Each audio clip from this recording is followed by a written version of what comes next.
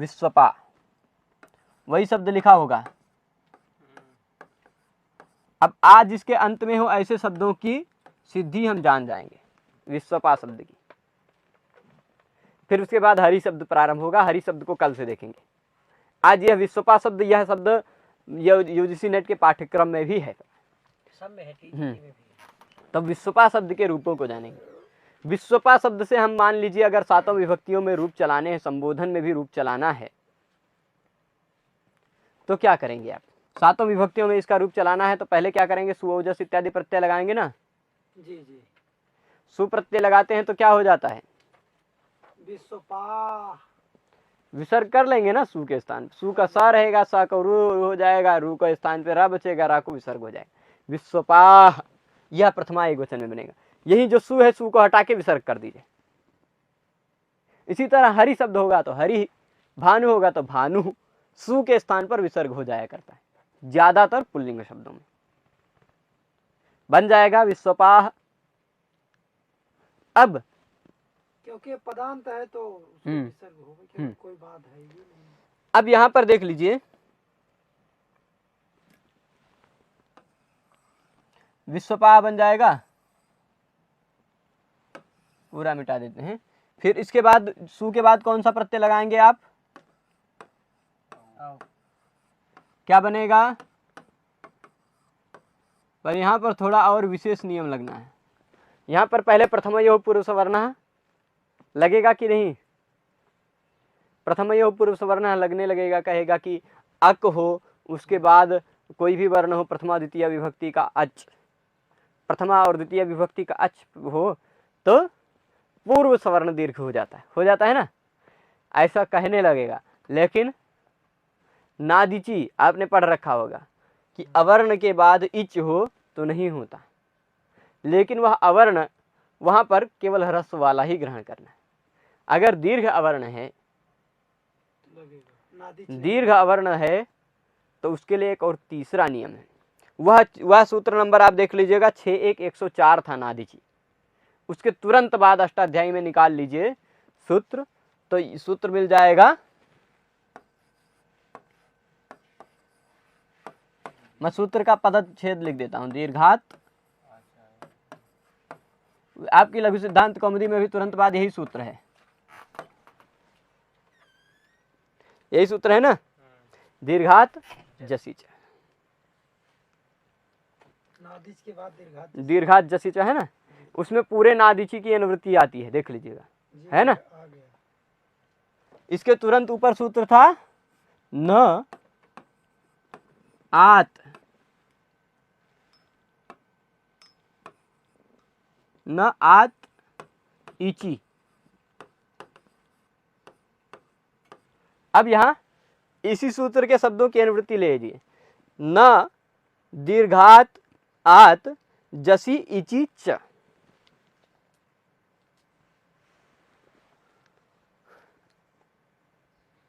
आत कहा था अवर्ण के बाद इच हो तो दीर्घ, पूर्व सवर्ण दीर्घ नहीं होता है। पूर्व सवर्ण दीर्घ का निषेध करने वाला यह भी सूत्र है। तुरंत बाद प्रथम यह पूर्व सवर्ण सूत्र था, उसके बाद नादिची था, उसके बाद ये है दीर्घात जसीच।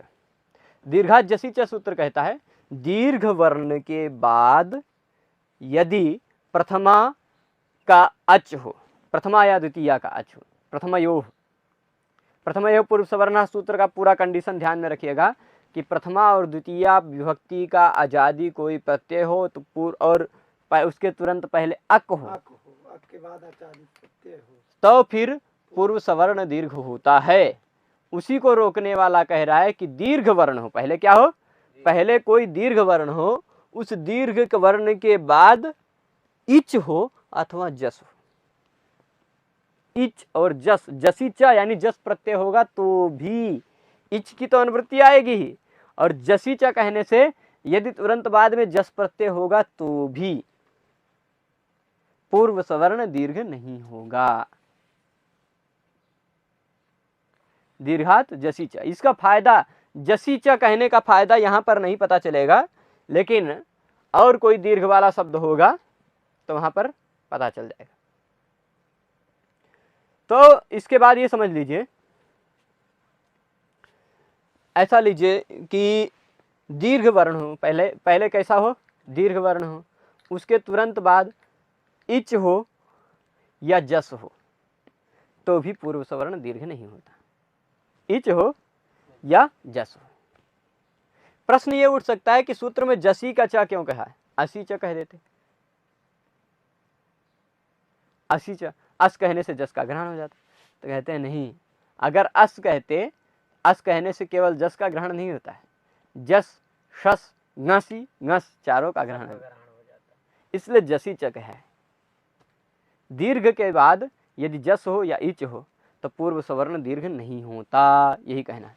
यहाँ दीर्घ है ना, उसके बाद जस हो अथवा इच हो, क्या है यहाँ, इच है, जस तो नहीं है ना, इच है, तो अभी पूर्व सवर्ण दीर्घ का निषेध होगा।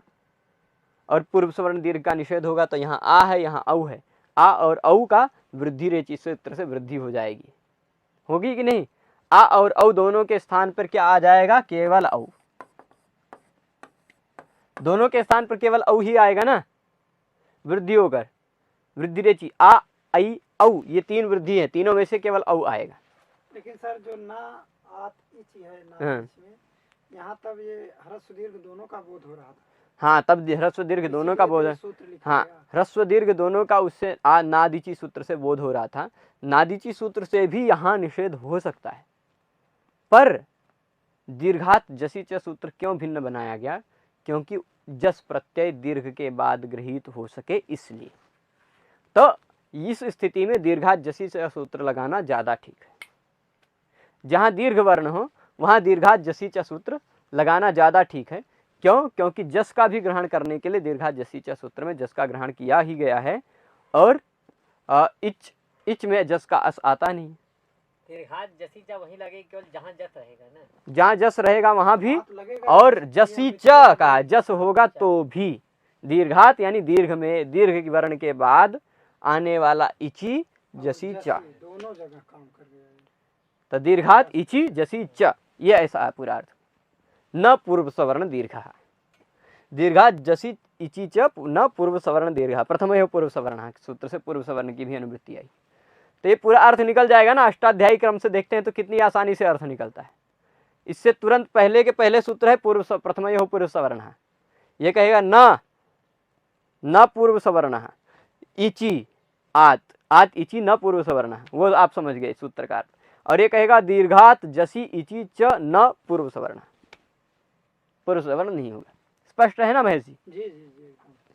तो अब ये हो जाएगा विश्वपौ बनेगा ना, बन गया विश्वपा औ, विश्वपौ रामों की तरह यहाँ भी बन जाएगा, चाहे अ हो चाहे आ हो, वृद्धि रेचि होकर औ ही होगा, होगा ना। तो विश्वपौ द्विवचन में बन जाएगा। सातों विभक्तियों में इस विश्वपा शब्द को बना लेते हैं, फिर उसके बाद विश्वपौ बना गया इस, और फिर तो सर इसमें प्रथमा पूर्व सवर्ण की अनुवृत्ति आएगी। हाँ, प्रथमा पूर्ण सवर्ण पूर्व केवल पूर्व जसी च न। केवल प्रथम, हाँ ठीक है, ठीक है। तो अब इसके बाद मान लीजिए औ के बाद कौन सा प्रत्यय है, जस। जस में से बचता क्या है, अस। ठीक है, हम जस में से बचता है अस। यहाँ भी क्या हो जाएगा, अ अस जोड़कर प्रथम एवं पूर्व सवर्ण से पूर्व सवर्ण होने लगेगा। लेकिन दीर्घात जसी च क्या कहेगा कि जस हो तो पूर्व सवर्ण दीर्घ नहीं होता। यदि जस प्रत्यय हो तो पूर्व सवर्ण दीर्घ नहीं होता, इसीलिए खास कर वो लिखा ही गया। तो अब देख लीजिए, पूर्व सवर्ण दीर्घ नहीं होगा तो अका सवर्ण दीर्घ से दीर्घ हो जाएगा, होगा ना प्रभु? हो गया। तो क्या हो जाएगा, आस, फायदा वही मिलता, चाहे पूर्व सवर्ण दीर्घ करते तो भी विश्वपास बनता, लेकिन पूर्व सवर्ण दीर्घ का निषेध है, इसलिए अका सवर्ण दीर्घ से दीर्घ करेंगे तो विश्वपास बन जाएगा, और स को रुत्त विसर्ग करेंगे विश्वपाह बन जाएगा। पर यहाँ दीर्घा जसी च सूत्र से निषेध होने के कारण पूर्व सवर्ण दीर्घ नहीं होगा, सवर्ण दीर्घ होगा। लेकिन सर फायदा दोनों से एक ही मिलता है। तो वही बना, हाँ, फिर जसी च लिखे क्यों? जसी च दूसरे इकारांत व उकारांत, इकारांत शब्द है मान लीजिए दीर्घ, तो क्या करेंगे? जी जी। दीर्घ उकारांत शब्द है, तो ऐसे दीर्घ और कोई दूसरा भी शब्द आएगा जिसमें विश्वपा को छोड़कर कोई दूसरा शब्द आएगा तो वहां नहीं लगेगा। तो अभी मान लीजिए दीर्घा जसी लग जाएगा, पूर्व सवर्ण दीर्घ नहीं होगा अपितु सवर्ण दीर्घ होगा। जैसे ऐसे मानिए अभी ऐसे मान लीजिए नदी है और नदी के बाद जस जस का अस है, ठीक। यहाँ पर प्रथम यो पूर्व सवर्ण लगना चाहिए कि नहीं? लगेगा। प्रथम यो पूर्व सवर्ण लगना चाहिए कि नहीं? जी जी जी लग जाना चाहिए, लग जाना चाहिए। लेकिन नहीं लगेगा। क्यों? क्योंकि दीर्घात जसी दीर्घ वर्ण है कि नहीं? दीर्घ वर्ण के बाद अगर जस आता है तो पूर्व सवर्ण दीर्घ नहीं होता। अगर पूर्व सवर्ण दीर्घ होता तो ई और आ दोनों के स्थान पर पूर्व सवर्ण केवल ई ही बचता, नदीस बचता।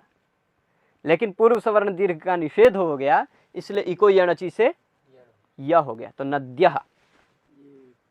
दीर्घात ग्रहण करने का फायदा पता चल गया ना, चल गया। कि दीर्घ के बाद यदि जस हो तो भी पूर्व सवर्ण दीर्घ नहीं होता, ये पता चला ना। अब लीजिए अगला सूत्र ध्यान दीजिए कि दीर्घात जसी च सूत्र समझ गए, तो विश्वपौ बन जाएगा। बहुवचन में विश्वपास होकर विश्वपाह बना लेंगे ना। अगर सवर्ण दीर्घा से दीर्घ करना है, यहाँ दीर्घ क्योंकि प्रथम एवं पूर्व सवर्ण नहीं लगाना है, उसका निषेध हो जाता है दीर्घ वर्ण के बाद। तो अब विश्वपा क्या होगा? विश्वपा अम। अगली स्थिति अस नहीं, अस का अस लगाएंगे तो विश्वपाह बन जाएगा। वो शब्द का रूप आप यहाँ देख सकते हैं, लिखा आ जाएगा आपके सामने। तो विश्वपा अस के बाद विश्वपाह बन जाएगा, फिर विश्वपा अम। अम है तो अमी पूर्व से पूर्व रूप होगा। यहाँ आकाश सवर्ण दीर्घा से दीर्घ नहीं दिखाना है, दीर्घ दिखाएंगे तो भी वही रूप लगेगा। लेकिन जो सूत्र लग रहा है, जो सूत्र कह रहा है यत् शब्द आह तदस्माकं प्रमाणम, जो सूत्र कहता है वही हमारा प्रमाण है। तो अमी पूर्वा कहता है यदि तुरंत बाद में अक के तुरंत बाद में अम हो पूर्व रूप होता है। पूर्व रूप यानी ये अ और आ में पूर्व वाला आ बचता है, बचेगा विश्वपाम। बन जाएगा ना प्रभु? जी जी जी। विश्वपा अम विश्वपाम, विश्वपा आउट विश्वपौ, वहां भी बन जाएगा, बनेगा ना। जैसे औ में बनाया वैसे आउट में बना लेना है, इतना ही है। लेकिन अब अगला जो आ रहा है वहां समझना है। अगला जो आ रहा है विश्वपा प्लस आउट के बाद क्या है?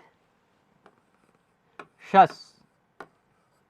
मान लीजिए विश्वपा प्लस शश है, तो समझने वाली बात आ रही है, यहां 3-4 सूत्र समझना है।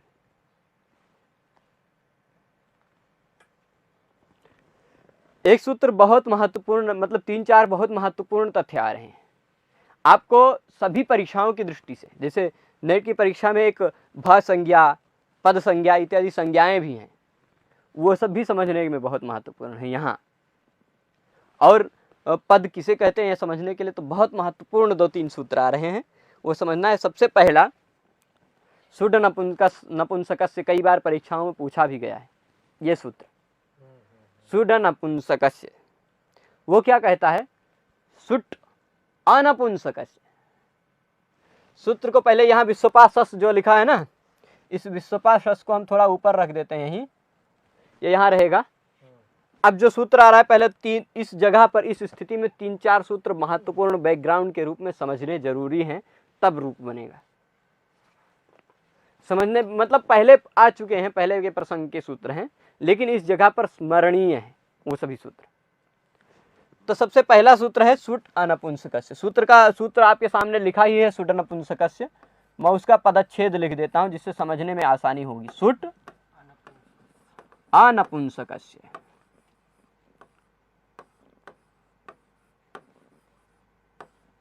अनपुंसकस्य का अर्थ क्या समझेंगे? नपुंसक लिंग से भिन्न लिंग का, नपुंसक लिंग से भिन्न लिंग का, यानी स्त्रीलिंग का और पुल्लिंग का। ठीक है, स्त्रीलिंग और पुल्लिंग का सुट। इसके तुरंत पहले सूत्र निकालेंगे, एक 43 है, एक 42 नंबर सूत्र निकालेंगे तो होगा शी सर्वनाम स्थानम। शी सर्वनाम स्थानम, उससे सर्वनाम स्थानम की अनुवृत्ति आती है। तो सुट अनपुंसकस्य सर्वनाम स्थानम, है ना। सुट अनपुंसकस्य सर्वनाम स्थानम, संज्ञा कौन सी होती है? सर्वनाम स्थानम। सी सर्वनाम स्थानम। सर्वनाम संज्ञा और सर्वनाम स्थान संज्ञा में थोड़ा सा भेद है। सर्वनाम में सर्वनाम ही कहा है, स्थान भी विशेष जोड़ा गया। सर्वनाम स्थान संज्ञा, सर्वनाम स्थान संज्ञा का क्या फायदा वो अगले सूत्र में समझेंगे, ठीक है। तो सुट अनपुंसकस्य सर्वनाम स्थानम का मतलब क्या है? नपुंसक लिंग से भिन्न जो स्त्रीलिंग या पुल्लिंग का सुट हो, उस सुट को सर्वनाम स्थान कहा जाता है। सुट क्या है? ये सुट आगम वाला सुट नहीं है। सु और जस अम और। सुट का मतलब ये समझना है, सु औ जस अम आउट। औ जस अम और फिर आउट, ये 5 जो हैं सु से लेके टा तक, इसलिए सुट। सु से प्रारंभ होता है, टा पे खत्म होता है, इसलिए ये सुट है। ये 5 प्रत्यय, शुरुआती 5 प्रत्यय सुट प्रत्यय कहे जाते हैं। और अनपुंसक यानी नपुंसक लिंग से भिन्न वाला सुट हो, स्त्रीलिंग वाला या पुल्लिंग वाला सुट हो, यानी ये 5 प्रत्यय हो तो सर्वनाम स्थान कहलाते हैं। ये शस प्रत्यय इस लिस्ट में है, शस प्रत्यय इस लिस्ट से बाहर है ना, इसलिए शस प्रत्यय सर्वनाम स्थान नहीं, असर्वनाम स्थान है, यानी सर्वनाम स्थान से भिन्न प्रत्यय। क्यों? क्योंकि सर्वनाम स्थान प्रत्यय इन्हीं 5 को कहा जाता है। सर्वनाम स्थान प्रत्यय किनको कहेंगे? इन्हीं 5 को, ये नहीं है, शस नहीं है ना। तो यही सुट अनपुंसकस्य सूत्र में का अर्थ समझना है, स्वादि पंचवचनानि, सु आदि 5 वचनानि, ये 5 प्रत्यय सर्वनाम स्थान संज्ञानि स्युः, सर्वनाम संज्ञक होते हैं। अक्लीबस्य, अक्लीबस्य मतलब अनपुंसकस्य, नपुंसक लिंग से भिन्न। क्लीब मतलब होता है नपुंसक, अक्लीबस्य मतलब नपुंसक लिंग से भिन्नस्य, ठीक है। यही वृत्ति में लिखा होगा, देख लीजिएगा। वृत्ति के शब्दों को भी समझना बहुत आवश्यक होता है। स्वादि पंचवचनानि, सु आदि 5 वचन जो हैं, 5 विभक्तियां जो हैं, सु औजस अम औट, ये 5 स्थान संज्ञानी, ये 5 सर्वनाम स्थान संज्ञक होते हैं। इन 5 को सर्वनाम स्थान कहा जाता है अक्लीबस्य, यदि ये क्लीब लिंग यानी नपुंसक लिंग में ना हो तो, ठीक है, स्पष्ट है। तो यानी इन 5 प्रत्ययों को सर्वनाम स्थान कहा जाएगा, ये समझ गए। अब सर्वनाम स्थान 5 को कहा जाता है और असर्वनाम स्थान किसको कहा जाता है, ये समझना है। यानी इन 5 से भिन्न जो भी प्रत्यय वो असर्वनाम स्थान है ना। इन 5 से भिन्न जितने भी प्रत्यय प्रातिपदिक के अधिकार में है, वो सभी प्रत्यय 16 के 16, वो 16 के 16 ही नहीं, और भी 5वें अध्याय तक जितने भी प्रत्यय कहे गए हैं। 5-4 151 नंबर सूत्र देखेंगे, उरह प्रभृतिभ्यः कप है। 5-4 151 उरह प्रभृतिभ्यः कप, वहां कप प्रत्यय के बारे में कहा गया है। वो कप चाय पीने वाला नहीं है, वो कप एक प्रत्यय है। उरस व्यूढ़ो रसकहा, उरसकहा इत्यादि बनते हैं अंत में। तो वह जो कप प्रत्यय होता है वह प्रातिपदिक के बाद लगने वाला अंतिम प्रत्यय है,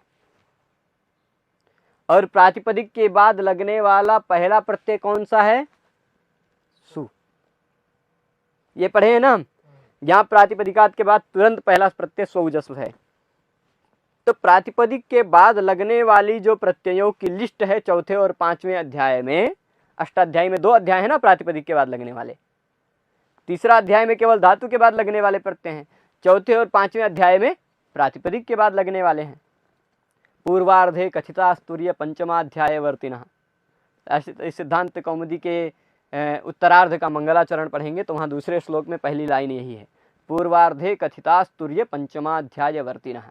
यानी अष्टाध्यायी इस सिद्धांत कौमुदी के पूर्वार्ध में 4थे-5वें अध्याय वाले प्रत्यय हम बता चुके हैं, यानी तद्धित और सुबंत बता चुके हैं, ऐसा कह रहे हैं। तद्धित और सुबंत ये चौतुर्य यानी चतुर्थ या पंचम अध्याय में मिलते हैं। तो 4थे-5वें अध्याय के सभी प्रत्यय जो सु औ जस अम औट इन 5 प्रत्ययों से भिन्न हैं, वो सभी प्रत्यय असर्वनाम स्थान कहे जाएंगे। ये 5 प्रत्यय सर्वनाम स्थान कहे जाएंगे। ठीक है ना। मतलब ये 5 छोड़ के बाकी तबाह सर बाकी जितने भी सु आदि में हैं, सु आदि यानी सु आदि प्रत्यय है ना, सु पहले से सबसे पहला दोनों अध्यायों के प्रत्ययों में सबसे सर्वनाम स्थानम, हाँ सर्वनाम स्थान संज्ञा किसकी हाँ। होती है? तो सर्वनाम स्थान संज्ञा के लिए 2 सूत्र हैं, एक शी सर्वनाम स्थानम, एक सुड अनपुंसकस्य। तो सुड अनपुंसकस्य जो है ना, वो कहता है नपुंसक लिंग से भिन्न सुट की सर्वनाम स्थान, और शी सर्वनाम स्थानम है एक शी, वो कहता है जस और शस के स्थान पे नपुंसक लिंग प्रकरण पढ़ेंगे तब होता है, जस और शस दोनों के स्थान पर शी हो जाता है। इसीलिए दोनों नपुंसक लिंग में पुष्पा नपुंसक लिंग में जस और शस के स्थान पर शी हो जाता है, ह्रस्व ई। पुष्पाणी, फलानी, वनानी, दो जगह उस जस और शस के स्थान पर होने वाले शी की भी सर्वनाम स्थान संज्ञा होती है। नपुंसक लिंग में केवल शी की सर्वनाम स्थान संज्ञा होती है, और दोनों लिंगों में ये 5 प्रत्ययों की। ठीक है। तो अब ये समझिए कि सर्वनाम स्थान किसे कहते हैं, जान गए हम सु आदि प्रत्ययों में। उसके नपुंसक लिंग में केवल 2 स्थान की होती है। नपुंसक लिंग में ये जस प्रत्यय है और शस प्रत्यय है। इन दोनों प्रत्ययों की सर्वनाम स्थान संज्ञा होती है। अच्छा, सु औ की नहीं होगी? सु औ जस, सु औ अम औट, इन सब की नहीं होती। क्यों इन दोनों की नहीं होती है? इन दोनों के स्थान पर एक सूत्र है जससोह सी, उस सूत्र के अनुसार सी आ जाता है। इस सी की सर्वनाम स्थान संज्ञा होती है सी सर्वनाम स्थानम सूत्र। तो सी की सर्वनाम स्थान संज्ञा होती है, इसलिए आप इन्हीं 2 जगह शब्द के रूप में न देखेंगे। कोई भी शब्द फल शब्द में कहीं ना दिखता है, फलम फले कहीं नहीं दिखेगा, फलेन फलाभ्याम फल ही, कहीं भी वैसा वाला स्पेशल ना नहीं दिखता, लेकिन फलानी में ना दिख रहा है। फलानी ना दिखता है ना, जलानी, वारीणी, वारी शब्द था लेकिन वारीणी। तो जस और सस की भी सर्वनाम स्थान संज्ञा होती है। जस और शस की नहीं, जस और शस के स्थान पर होने वाले शी जो नपुंसक लिंग में ही होता है, उसकी सर्वनाम स्थान संज्ञा। ठीक है। जस और सस का और सर्वनाम स्थान संज्ञा का फल कभी कभी उपधा दीर्घ होता है, कभी कभी नुम आगम होता है। जैसे भवत शब्द का आप रूप लिख दे, देख लीजिए, ज्यादातर जगह सर्वनाम स्थान संज्ञा जहां होती है वहीं नुम का दिखाई पड़ेगा। भवान, भवन्तौ, भवन्तः, भवन्तम, भवन्तौ, केवल इतने जगह पे ही ना दिखाई पड़ेगा शब्द के रूप में। और आगे का देख लीजिए, भवता, भवद्भ्याम, भवद्भी, भवते, भवद्भ्याम, भवद्भ्या, कहीं भी ना नहीं दिखाई पड़ेगा। सर्वनाम स्थान संज्ञा का ये फायदा है, जिसकी सर्वनाम स्थान संज्ञा होती है वही नुमागम होती है। ठीक है। तो वो तो हो जाएगा अलग विषय, पर अभी यहाँ हम चलते हैं कि सर्वनाम स्थान किसे कहते हैं वो जान गए, सर्वनाम स्थान किसे नहीं कहते हैं, यानी असर्वनाम स्थान जिसे कहते हैं ये भी जान गए। अगला सूत्र इसी से संबद्ध सूत्र है स्वादिस्व सर्वनाम स्थान है। मैं उसका ऑपरेशन करके लिखता हूं, सु आदिशु असर्वनाम स्थाने, असर्वनाम स्थाने, ऐसे ही सूत्र है ना। सु आदिशु यानी सु आदि जो प्रत्यय हैं, सु आदि प्रत्यय में सभी को ले लेना है, सु से लेके कप तक सभी प्रत्यय, चौथे 5वें अध्याय के सभी प्रत्यय सु से लेके कप तक। 5वें अध्याय का अंतिम प्रत्यय देखेंगे तो कप ही मिलेगा, उरह प्रभृतिभ्यः कप सूत्र वाला। तो सु से लेके कप प्रत्यय तक जितने भी प्रत्यय हैं, यदि वे असर्वनाम स्थान हैं तो उनसे पहले आने वाला पद कहलाएगा। पद संज्ञा के लिए बहुत महत्वपूर्ण सूत्र है। पद संज्ञा के लिए हम सुप्तिङन्तम पदम सूत्र पढ़े हैं ना, केवल एक सूत्र नहीं है, पद संज्ञा करने के लिए 4 सूत्र हैं। अष्टाध्यायी में आप देखेंगे तो सुप्तिङन्तम पदम सूत्र मिलेगा आपको 15 या 16 नंबर पे, 4 1 15 और 4 1 14 पे मिलेगा। सुप्तिङन्तम पदम 1 4 14 1 4 14 सुप्तिङन्तम पदम वो देखेंगे 1 4 14 पे मिलेगा। उसके तुरंत बाद नह के सीति च और स्वादिस्व सर्वनाम स्थाने, ये 3 सूत्र और भी हैं जो सर्वनाम ये पद संज्ञा करते हैं। एक सुप्तिगंतम पदम हो गया। दूसरा है नह के सीतिचा और सीतिचा सीतिचा और स्वादिष्ट सर्वनाम स्थाने। स्वादिष्ट सर्वनाम स्थाने सूत्र यहाँ हमें ध्यातव्य है। ये क्या कहता है, सु आदि जो प्रत्यय हैं उनमें से कोई असर्वनाम स्थान प्रत्यय, असर्वनाम स्थान प्रत्यय, यानी जो भी 5 प्रत्यय लिखे थे उन 5 प्रत्ययों से भिन्न कोई प्रत्यय पर में है तो उससे पहले वाले को भी पद कहा जाएगा। इस विश्वपा को भी पद कहा जाएगा। विश्वपा ना तो सुबंत है ना तो तिंगंत है, फिर भी इसको पद माना जाएगा। सुप तिंगंतम पदम सूत्र से नहीं, स्वादिष्ट सर्वनाम स्थानीय सूत्र से। मतलब सस से लेके कब तक, कब तक जितने भी प्रत्यय हैं वो सभी प्रत्यय अगर लगे हैं तो भी पद माना जाएगा। अब ये देख लीजिए, दूसरा उदाहरण देख लीजिए, दिखा देता हूं मैं आपको। स्वादिशु क्यों कहा, ससादिशु क्यों नहीं कहा, यह प्रश्न हो सकता है, क्योंकि सस ही है। तो फल प्लस सु जो बनेगा फलम वो भी पद बनेगा, लेकिन बनने से पहले ये जो फल है ये भी सर्वनाम, ये भी पद है। ये बनने से पहले पद हो गया। हाँ, क्योंकि स्वादिष्ट सर्वनाम स्थान है। सु आदि असर्वनाम स्थान प्रत्यय यदि पर में हो तो उससे पूर्व वाले को भी पद माना जाता है। ये तो सर्वनाम स्थान है ना, सु असर्वनाम स्थान है, नपुंसक लिंग है। अच्छा फल नपुंसक लिंग, नपुंसक लिंग में सु आता है तो सर्वनाम स्थान नहीं होता, ठीक ठीक ठीक ठीक। असर्वनाम स्थान है। सु आदि असर्वनाम स्थान यदि प्रत्यय पर में हो तो उससे पहले को भी पद माना जाता है। पद मानने का फल क्या है वह आप पहले ध्यान, वाले को पद यहाँ मान लिया जाएगा। हाँ। और वहाँ सर जब सर्वनाम स्थान प्रत्यय रहेगा तो जब वो लगेगा तो लगने पद के मान- बाद पद माना जाएगा। ये अंतर है। ठीक है, ये इसके पहले ही पद मान लिया गया। सु आया तो और राम पद सु जो था वहाँ राम पद नहीं था, रामह पद है। नहीं तो यहाँ नपुंसक लिंग है, ये भी ध्यान हाँ। देना पड़ेगा। दिया। हाँ, हाँ, अब वो एक तो- पुल्लिंग का होता तो फिर यहाँ ना हाँ होता। बिल्कुल, तो ये पता चल गया ना, मतलब क्या अंतर है। स्वादिष्ट सर्वनाम स्थानीय सूत्र कहना क्या चाहता है ये पता चल गया। सु आदि प्रत्यय यदि असर्वनाम स्थान है तो उनसे पहले आने वाले की पद संज्ञा होती है। ठीक है, इसका लिंग के जो शब्द हैं हाँ महोदय सु से लेके कब तक, सब पद है। सब पद है। सु से लेके सर्वनाम कब कब प्रत्यय तक? हो बस। तक कितने प्रत्यय हैं लगभग कुछ? वो हजारों की संख्या में प्रत्यय होंगे।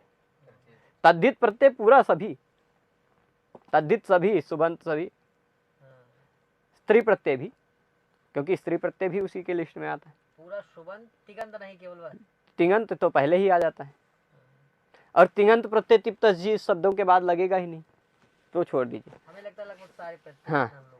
सारे जो हमें जो तद्धित प्रत्यय, स्त्री प्रत्यय, वो सभी जो प्रत्यय हैं सु से लेकर कप तक के जितने भी प्रत्यय हैं, अजंत हलंत जित- हाँ सभी क्या हो जाएंगे, सभी सर्वनाम, सभी के पहले आने वाले को सर्वनाम पद माना जाएगा, असर्वनाम स्थान हो तो। ये स्वादिष्ट सर्वनाम स्थानीय सूत्र का अर्थ समझ गए ना। एकदम समझ। क्या लिखा है, कप प्रत्ययावधिषु, कप प्रत्ययावधिषु, कप प्रत्यय तक, कप प्रत्यय तक, वो देख लीजिएगा कप प्रत्यय कहाँ है। 5, 4, 151 पर है। उरह प्रभृतिभ्या कप, ये देख लीजिएगा 5, 4, 151 पर ये कप प्रत्यय है, वहां तक सु इत्यादि प्रत्ययों से लेकर, सु प्रत्यय कहाँ है, 4, 1, 2 नंबर सूत्र पर है। 4, 1, 2 से 5, 4, 151 यानी 2 अध्याय, पूरे 2 अध्यायों में जितने भी प्रत्यय हैं वो यदि असर्वनाम स्थान प्रत्यय हैं तो उनसे पहले आने वाले को पद माना जाता है। ठीक है, अब इसके बाद तो ये भी सर होगा कि सर्वनामी स्थान जहाँ जो मैंने पुल्लिंग और स्त्रीलिंग से रहित जो प्रत्यय होंगे हम्म। उन्हीं दोनों अध्यायों में। तो भी होगा, कोई भी प्रत्यय हो, केवल सुवजस अमौट सस पुल्लिंग स्त्रीलिंग से भिन्न होना चाहिए बस। ये पता चल गया ना।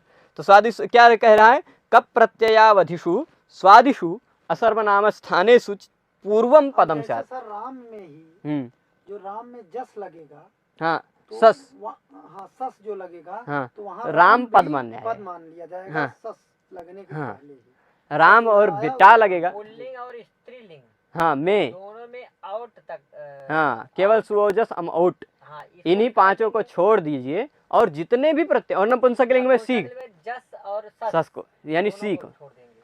जितने भी प्रत्यय हैं सभी प्रत्यय के पहले आने वाले को पद मान लिया जाएगा। यही है स्वादिष्ट सर्वनाम स्थानीय सूत्र का अर्थ।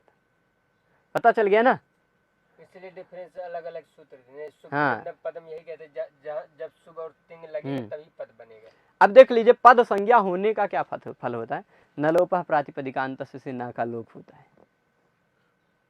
वो पद संज्ञा होता है तभी। सुप्तिगंतम पदम का बात कर दे रहा है। सुप्तिगंतम पदम के कार्य क्षेत्र को बढ़ा रहा है। तभी सर राजन के ना का लोप राजन के ना का लोप क्यों होता है?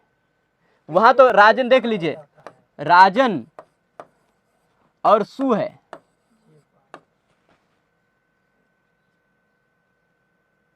राजन के ना का लोप वहां इस कारण नहीं होता, दूसरे सूत्र से वहां अरे होता है। प्रभु वो तब ये तो राजन पुल्लिंग में हो जाएगा हाँ। ना, तब कैसे होगा? यहाँ दूसरे कारण से होता है, या दूसरे कारण से पद संज्ञा होती है। पर ये समझ लीजिए कि ये ऐसा है कि सु इत्यादि जो प्रत्यय हैं, यदि असर्वनाम स्थान है तो उसके पूर्व आने वाले की पद संज्ञा यहाँ हो। राजन के ना का लोप कैसे होता है? ना किस प्रातिपदिक तो है, प्रातिपदिक का अंतिम वर्ण है ना। तो अब समझ लीजिए, जब सु लगेगा तब तो पद होगा, सु लगेगा तब पद बनेगा। प्रातिपदिक तो फिर बनेगा तो सु का स अंतिम वर्ण होगा ना। प्रातिपदिक का अंतिम वर्ण सु का स नहीं है, पद का अंतिम वर्ण सु का स है। प्रातिपदिक तो प्रत्यय से पहले का भाग है ना। उसका ना कैसे जाएगा सर? प्रातिपदिकांत से ना का लोप होता है ना। अच्छा। और जो पद के अंत में आने के कारण झलाम जसोनते लगेगा। पद का अंतिम वर्ण झल हो तो उसको जस होता है, और फिर सस जसो रू लगेगा पदांत के। पद के अंतिम वर्ण के स के स्थान पर रू होता है। चंद्रमस शब्द है, मान लीजिए चंद्रमस शब्द का अंतिम वर्ण स है। अगर चंद्रमस के बाद भ्याम है तो सु के स्थान पे रू होगा, स के स्थान पे चंद्रमा रू भ्याम होगा। क्यों? क्योंकि चंद्रमस पद मान लिया जाएगा, क्योंकि भ्याम प्रत्यय असर्वनाम स्थान। अंतिम वर्ण को ही रू होता है, पद का अंतिम वर्ण चंद्रमस का स बन जाएगा, और चंद्रमा रूभ्याम चंद्रमोभ्याम बनता है। मनोभ्याम, वो सब पद संज्ञा का लाभ है, वो जब प्रसंग आएगा तो उस समय विस्तार से चर्चा करेंगे। अभी केवल यहाँ क्या फायदा है उसको जानते हैं। तो कप प्रत्ययावधिषु यानी कप प्रत्यय तक 2 अध्याय के जितने भी प्रत्यय हैं सु आदि यदि असर्वनाम स्थान प्रत्यय पद में हो तो पूर्वम पदम स्यात्, पूर्व वाले को पद मान लिया जाता है। केवल इस शब्द के रूप को हम सभी समाप्त कर लेंगे। अभी संक्षेप में दो सूत्र और बचे हैं। यचिभम, यचिभम समझना। अगला सूत्र क्या है? यचिभम। यचिभम को हम ऐसे लिख देते हैं, य अचि, य अचिभम, ऐसा ही है, समझ लीजिए। यानी ये समझिए प्रत्यय का पहला वर्ण य हो या तो अच हो, ठीक है ना। प्रत्यय का पहला वर्ण य हो अथवा अच हो तो उसके पूर्व को भ माना जाता है। अब वो प्रत्यय कौन सा होना चाहिए? कप प्रत्यय तक। यही वृत्ति में लिखा होगा, यादिषु अजादिषु कप प्रत्ययावधिषु। यादिषु यानी य आदि में हो, अजादिषु यानी अच आदि में हो, ऐसे प्रत्यय। अथवा नहीं, या आदि में हो या अच आदि में हो, और वह प्रत्यय कप प्रत्यय तक के पहले, कप प्रत्यय तक की अवधि का प्रत्यय हो, तो सु आदि से, सु से लेके कप प्रत्यय तक के बीच का हो, ठीक है ना। प्रत्यय कहाँ का हो? सु से लेके कप तक के, यानी चौथे और 5वें अध्याय का कोई भी प्रत्यय हो। कोई भी चौथे और 5वें अध्याय का कोई भी ऐसा प्रत्यय जिसका पहला वर्ण य हो अथवा अच हो, तो उस प्रत्यय से पूर्व वाले को भ कहा जाता है। उस प्रत्यय से पूर्व वाले को भ। एक शब्द इसमें जोड़े हैं और, लेकिन क्या? देखिए स्वादिष्ट सर्वनाम स्थानेश पूर्वम। हाँ हाँ, सु आदियों में असर्वनाम स्थान भी। सु आदि प्रत्यय हो पर वह सु आदि प्रत्यय कैसा हो? असर्वनाम स्थान हो। यानी सु औ जस अम औट, इन 5 तथा शी, इन 6 प्रत्ययों के सिवाय का कोई प्रत्यय हो सु से लेके कहाँ तक? कब तक। सभी प्रत्यय, उन सभी प्रत्ययों से पूर्व, उन सभी प्रत्ययों की नहीं, उन सभी प्रत्ययों में जिन प्रत्ययों का पहला वर्ण या है अथवा अच है, उस प्रत्यय से पूर्व के भाग की भ संज्ञा होगी। तो विश्वपा शब्द का पहला वर्ण देख लीजिए, विश्वपा शब्द के बाद आने वाले शस प्रत्यय का पहला वर्ण आ है। इस संज्ञा लोप करने के बाद ही देखना है ना, तो आ बचेगा, अस होगा, पहला वर्ण क्या है, आ है। तो आ अच में आता है कि नहीं? आता है। यदि प्रत्यय का पहला वर्ण अच हो यानी स्वर वर्ण हो तो उससे, और वह असर्वनाम स्थान हो, वह कैसा हो? असर्वनाम स्थान हो। कप प्रत्यय से पहले तक का कोई प्रत्यय यानी चौथे पांचवें अध्याय का कोई भी असर्वनाम स्थान प्रत्यय हो तो उससे पूर्व वाले को भ मान लिया जाएगा। अब स्वादिस्व सर्वनाम स्थाने सूत्र कहेगा कि यह विश्वपा पद है, और यचिभ हम कहेगा कि यह विश्वपा भ है। पूरे विश्वपा की भा संज्ञा हो, क्योंकि आ सर्वनाम स्थान है। दोनों अवस्थाओं में समझना है। विश्वपा शब्द की आप पद संज्ञा मानेंगे या विश्वपा शब्द की भ संज्ञा मानेंगे? कौन सी संज्ञा मानेंगे? क्या दोनों संज्ञाओं को मानेंगे? नहीं, यह प्रश्न भा होगा। संज्ञा मानेंगे। पहला सूत्र था स्वादिस्व सर्वनाम स्थान है, वो सूत्र नंबर क्या है? 17। और ये है 18। ये 18। ये मानेंगे। स्वादिस्व सर्वनाम स्थाने सूत्र कहेगा कि असर्वनाम स्थान सु आदि प्रत्यय है, इसलिए इसको पद मानिए। यचिभ हम कहेगा असर्वनाम स्थान सु आदि प्रत्यय यदि अकार अच आदि या यकार आदि हो तो भ मानिए। तो आप किसको मानेंगे उसका विधान करने के लिए कुछ लोग कहेंगे कि दोनों संज्ञाएं मान लीजिए, पद भी मान लीजिए, भ भी मान लीजिए। तो उसका समाधान देने के लिए अगला सूत्र है आ कडाराद एका संज्ञा। आ कडाराद एका संज्ञा सूत्र है, देख लीजिए 1 4 1 1 4 1 नंबर सूत्र है आ कडारात एका संज्ञा। और इस अब ये क्या कह रहे हैं? कडारा तक, कडारा तक। कडारा मतलब क्या है? पाणिनि जी को ये सूत्र लिखते समय 1 4 1 नंबर सूत्र लिख रहे थे, तब भी 2 2 38 नंबर सूत्र पता था कि दूसरे अध्याय के दूसरे अध्याय पाद में 38 नंबर सूत्र में लिखूंगा कडारा कर्मधारे। पाणिनि जी क्या कह रहे हैं कि इस सूत्र के बाद जब मैं कडारा शब्द कहूंगा तब तक जितनी भी संज्ञाएं हैं वो एक ही संज्ञा मानी जाएगी, किसी एक शब्द की एक ही संज्ञा मानी जाएगी, दो संज्ञाएं नहीं मानी जाएंगी। अगर दो संज्ञाएं हो रही हैं किसी शब्द की तो बाद वाली परा जो संज्ञा या परा अनवकाशाचा ऐसी वृत्ति में लिखा होगी। इत ऊर्ध्वम वृत्ति में क्या लिखा? इत ऊर्ध्वम मतलब इसके बाद। कडाराह कर्मधारये इत्यतः, कडाराह कर्मधारये 2 2 38 नंबर सूत्र है, देख लीजिए 1 4 1 से लेके 2 2 38 यानी लगभग हो जाएगा कुल मिला के 230 के आसपास सूत्र।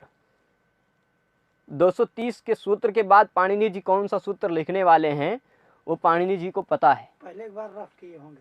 हाँ, तो 230 सूत्र के बाद जो कडारा कर्मधारय सूत्र लिखने वाले हैं उस सूत्र तक के मध्य में जितने भी सूत्र हैं वहां तक एक ही संज्ञा माननी चाहिए। तो यह या तो इसकी आप भ संज्ञा मानिए या तो पद संज्ञा मानिए, एक ही संज्ञा होगी। तो कौन सी संज्ञा मानिए? कौन सा मानेंगे? भा संज्ञा। इत ऊर्ध्वम कडारा कर्मधारय इत्यतः प्राक। इतना तक समझ गए कि सूत्र के बाद और कडारा कर्मधारय सूत्र से पहले जो लगभग 230 सूत्र हैं। आप देख लीजिए 1 4 में कितने सूत्र हैं? 1 4 और 2 1 में देख लीजिए बस। पहले अध्याय के चौथे पाद में कुल कितने सूत्र हैं? पहले अध्याय के चौथे पाद में कुल मिला के होंगे 107 या 110 के आसपास होंगे। 110 है ना? 110। और दूसरे अध्याय के पहले पाद में कितने हैं? दूसरे अध्याय के पहले पाद में होंगे लगभग 73 72। तो 110 और 72 182 और 38 सूत्र जोड़ लीजिए कुल 182 8 190 और 30 यानी 220 सूत्र। 220 सूत्र 220 सूत्र बाद पाणिनि जी क्या लिख रहे हैं वो पता है। वो 220 सूत्र के मध्य जितनी भी संज्ञाएं कही गई हैं वो सभी संज्ञाएं किसी एक की एक ही होगी, दो दो संज्ञा नहीं हो पाएगी। तो भ संज्ञा ही इसकी मानेंगे। कौन सी संज्ञा मानेंगे? एकस्य एकैव संज्ञा ज्ञेया, एक की एक ही संज्ञा माननी है। तो कौन सी संज्ञा माननी है? या परा, जो संज्ञा परा हो, बाद वाली हो, बाद वाली संज्ञा हो। बाद वाली संज्ञा कौन सी है? इन दोनों में सर्वनाम स्थान संज्ञा 17 नंबर वाली है और भ संज्ञा 18 नंबर वाली संज्ञा। परा संज्ञा कौन सी हुई? बाद वाली भ संज्ञा। और एकस्य एव संज्ञा ज्ञेया। एकस्य एक एव, प्राक माने पहले की ही एक संज्ञा, क्या होगा सर? पहले मैं जब पूरा अर्थ बताया था तो ध्यान से सुनिए कि इत ऊर्ध्वम यानी इस सूत्र के बाद, इस सूत्र यानी कडारा अकडारा दे का संज्ञा इस सूत्र के बाद, कडारा कर्मधारे इत्यतः प्राक, कडारा कर्मधारे इस सूत्र से पहले जितने भी सूत्र यानी 220 सूत्र हैं वहां क्या होगी? एकस्य एक एव संज्ञा, एक शब्द की एक ही संज्ञा होगी, ये कहने का मतलब है। और कौन सी संज्ञा वह होगी? या परा, जो पर वाली संज्ञा है, या फिर अनवकाश है। हो सकता है कभी कभी पूर्व वाली भी संज्ञा हो जाएगी यदि वह अनवकाश है। अनवकाश मतलब अगर सभी जगह बाद वाली ही संज्ञा होने लगेगी तो पहले वाली संज्ञा को कोई अवकाश ही नहीं मिलेगा। ऐसी स्थिति में पहले वाली संज्ञा भी हो सकती है। लेकिन अगर भ संज्ञा मान रहे हैं ना, भ संज्ञा मान रहे हैं तो भी पद संज्ञा को कुछ अवकाश मिलेगा, पद संज्ञा को कुछ अवकाश मिलेगा। क्यों? अगर मान लीजिए भ्याम प्रत्यय है तो भ्याम प्रत्यय है विश्वपा के बाद, हाँ तो फिर पद संज्ञा, तो ना तो यकार आदि है ना आजादी है, पद संज्ञा था। तो फिर आप कौन सी संज्ञा मानेंगे? तब तो पद संज्ञा ही मानेंगे। तो पद संज्ञा का तो अवकाश मिल रहा है ना।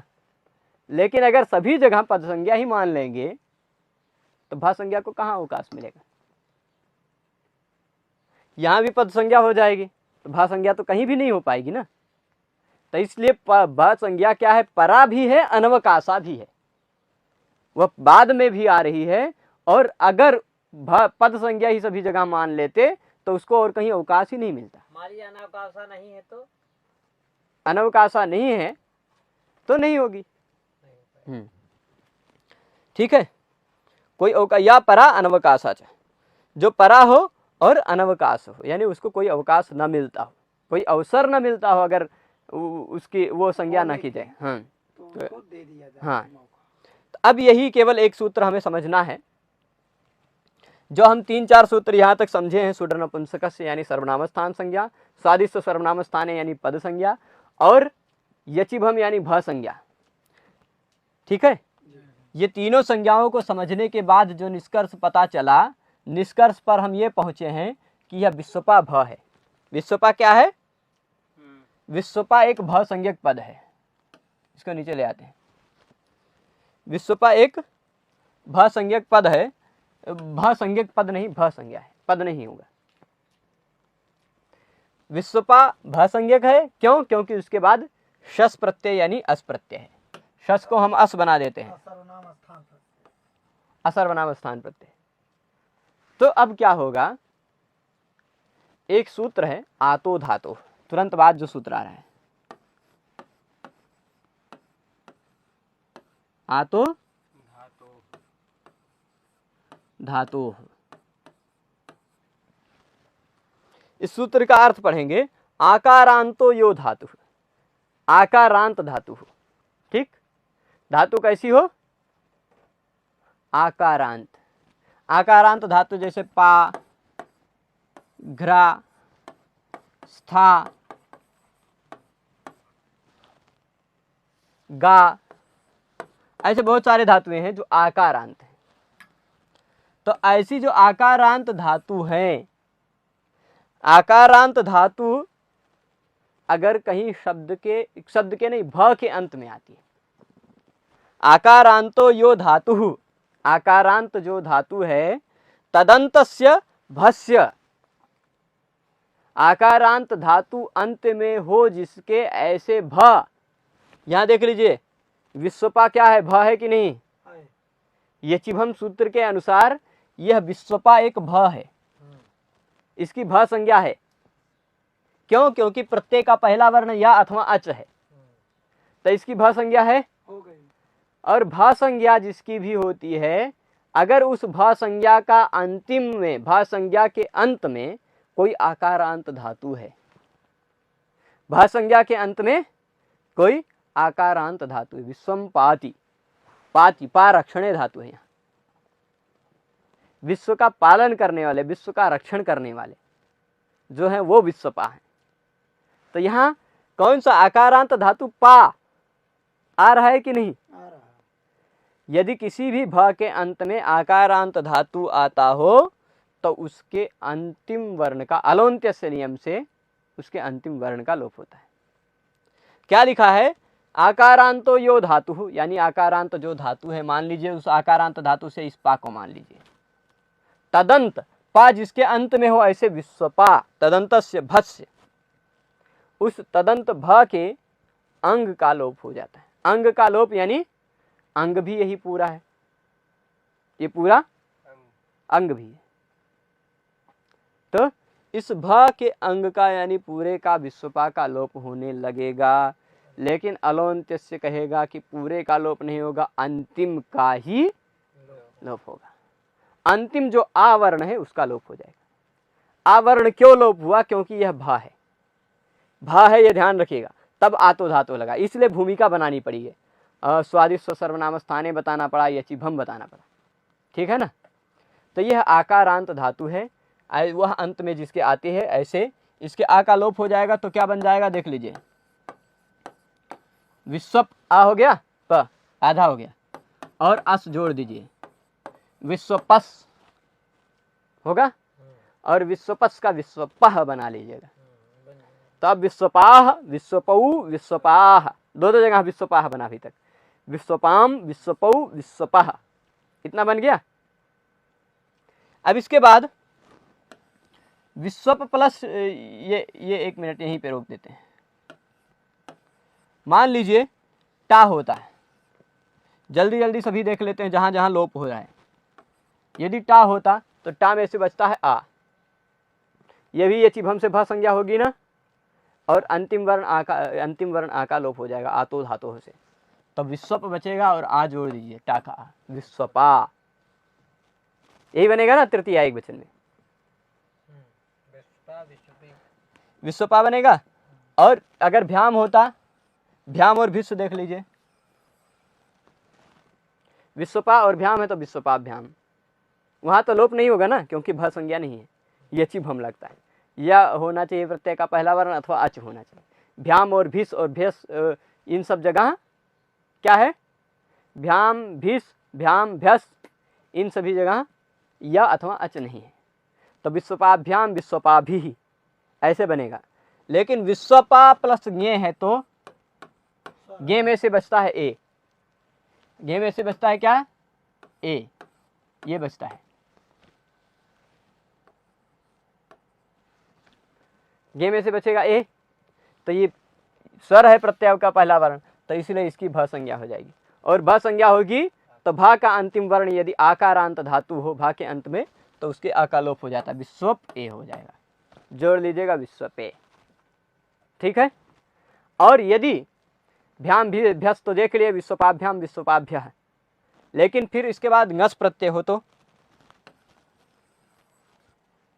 ज्ञे के बाद ngसी हो, ngसी हो या ngस मान लीजिए कोई भी हो, दोनों एक साथ ले लेते हैं, क्योंकि ngसी, हाँ ये डसी डस हो गया है, ये ngसी और ngस हो, ngसी या ngस प्रत्यय यदि हो, दोनों जगह अस बचेगा। ngसी के बाद भ्याम भ्यस हम जानते हैं कि भ्याम होता तो विश्वपाभ्याम, भ्यस होता तो विश्वपाभ्या, ऐसे ही बनेगा, ठीक है। लेकिन अगर ngसी और ngस हो पंचमी षष्ठी एक वचन, तो अस बचता है दोनों जगह, विश्वपा अस। प्रत्यय का पहला वर्ण क्या है, प्रत्यय का पहला वर्ण है स्वर, इसलिए लोप हो जाएगा, विश्वप अस। क्या बनाएंगे, विश्वपह बनेगा ना। फिर इसके बाद ओस, नस ओस, विश्वप ओस, यहाँ ओस प्रत्यय होता उसका भी पहला वर्ण स्वर है, तो आकारांत धातु के आ का लोप हो जाता, विश्वप ओस, विश्वपोस, विश्वपोह, बनेगा ना।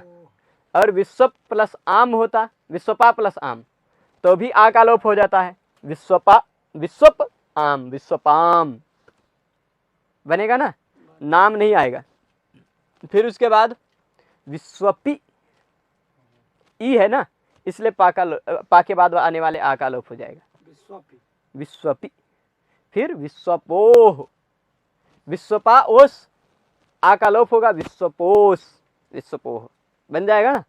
और विश्वपासु, विश्वपासु, विश्वपा। यहाँ आदेश प्रत्ययो भी नहीं लगेगा, दंत सा ही बचा रह जाएगा।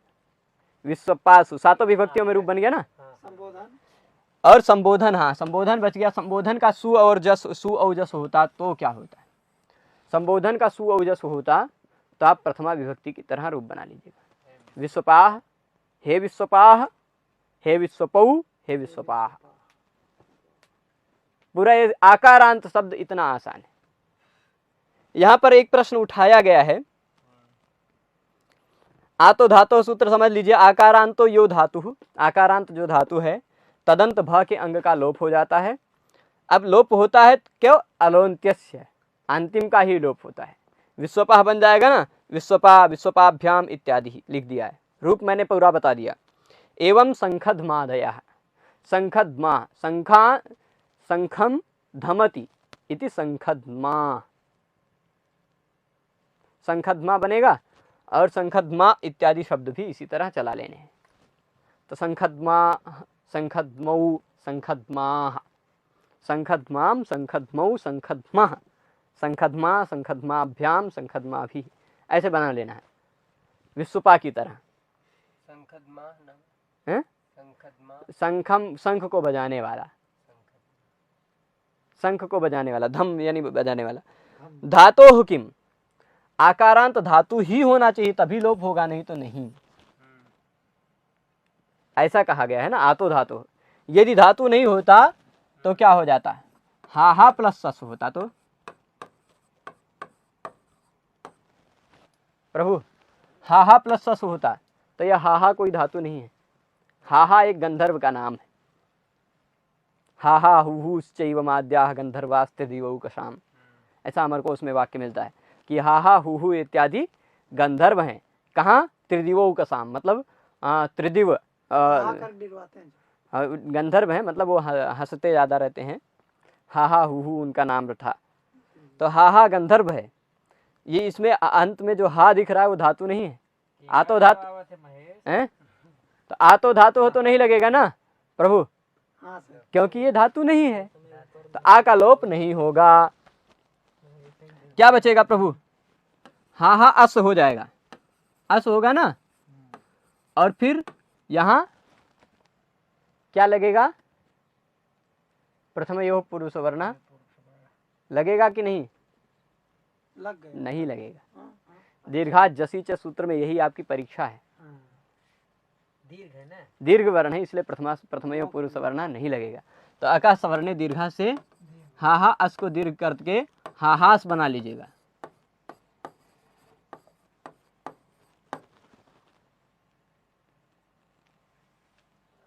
ठीक है, भाव संज्ञा भी नहीं होगी। भाव संज्ञा होगी। भाव संज्ञा का फल, हैं? भाव संज्ञा का यहाँ फल नहीं दिखता है। यहाँ क्या होगा? दीर्घात जसी च यहाँ नहीं लग रहा है। दीर्घात जसी च क्या कहता है? जसी इची च परे पूर्व सवर्ण दीर्घो ना, जसी इची च। हाँ, मतलब यहाँ दीर्घात जसी च नहीं लगेगा, यहाँ पूर्व सवर्ण से ही दीर्घ होगा। और पूर्व सवर्ण दीर्घ होने के कारण ही तस्मात् छसोनः पुंसी से ना हो जाएगा, तो हाहान रूप बनेगा। हा शब्द का हाहान, ठीक। तो हा शब्द का भी रूप इसमें लघु सिद्धांत कौमुदी में नीचे दिया हुआ है। हा हा, क्या लिखा है? हा हा हा हौ हा हा हा हाम हा हौ हा हान, ऐसे रूप चला लेना। सर इसमें क्या हा हा भ्याम हा भी, दीर्घात जैसी च क्यों नहीं लगा? वो उसके बारे में कल बोलते हैं। तो इसके बाद देख लीजिए, हमने अकारांत और आकारांत सभी शब्दों को देख लिया। अब कल से हम ह्रस्व इकारांत शब्द को प्रारंभ करेंगे। आज के पाठ में इतना ही। पूरा पाठ देखने के लिए धन्यवाद। नमः संस्कृताय।